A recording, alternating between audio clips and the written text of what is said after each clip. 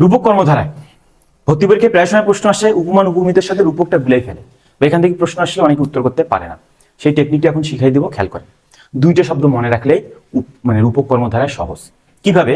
আমি শব্দটা বলছি ইনটেনজিবল আর টেনজিবল। ইনটেনজিবল মানে যেই জিনিসটা দেখতে পারি না, ধরতে পারি না, ছুঁইতে পারি না, সেইটাকে বলা হয় ইনটেনজিবল। যেটা দেখা যায়, ধরা যায়, সেটা টেনজিবল। তাহলে রূপক কর্মধারাটা হবে একটা ইনটেনজিবল ম্যাটার থাকবে পূর্বপদে, সহজভাবে বুঝাই দিই। অর্থাৎ যেই সমাসের পূর্বপদ ধরা সহ স্পর্শ করা না গিয়ে শুধু অনুভব করা যায়, সেটা রূপক কর্মধারা। কিভাবে? আমি এখানে একটা উদাহরণ দিছি, পরাণ পাখি, বা এখানে আমরা বলতে পারি মন মাঝি। খেয়াল করেন, সংজ্ঞা অনুযায়ী কি?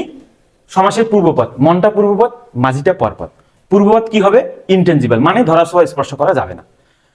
তাহলে খেয়াল করেন, মন মাঝি কেন রূপক কর্মধারায়? কারণ এই সমাসের পূর্বপদটায় কোনোভাবে দেখা যাচ্ছে না, ধরা যাচ্ছে না, কিছুই করা যাচ্ছে না, কিন্তু মাঝিরে তো যাচ্ছে।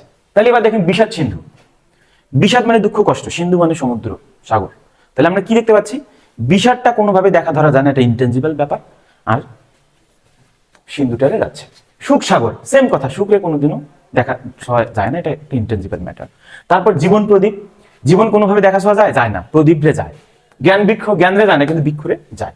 অর্থাৎ মূল কথা হচ্ছে, যদি আমরা কোনো একটা সমাজের পূর্বপদ ধরতে, ছুঁইতে, স্পর্শ করতে না পেরে শুধু অনুভব করতে পারি, বা ব্যাপারটা ইনটেনজিবল হয়, তখন রূপক কর্মধারায়। এবার দেখেন ক্ষুধা নল, এর ব্যাস বাক্য সবসময় মাঝখানে রূপ বা মত বসে। দেখেন ক্ষুধা নল মানে কি? ক্ষুধা রূপ অনল। এখন ক্ষুধাটা কোনোভাবে আমাদের দেখা ছোঁয়া যায় না, এটা অনুভবের বিষয়, কিন্তু অনল মানে আগুনটা যায়।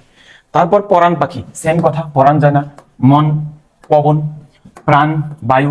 অনেকে বলতে পারেন স্যার বায়ু তো দেখতে পারি না, কিন্তু বায়ুকে ধরা যায়, তুমি বেলুনের মধ্যে বাতাস ঢুকাইতে পারতেছ।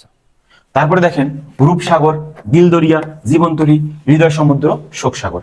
অর্থাৎ সহজ কথায় এভাবে যদি প্রশ্ন আসে, পূর্বপদটা ইনটেনজিবল হয়, ধরা ছোঁয়া না যায়, আমরা ছবি দেখে বুঝতে পারবো। এইখানে দেখো মন মাঝি বলছে, মাঝিরে দেখা যাচ্ছে কিন্তু মনরে যাচ্ছে না।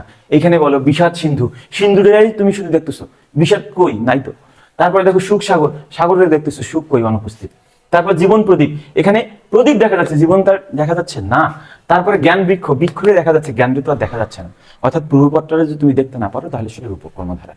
ধন্যবাদ।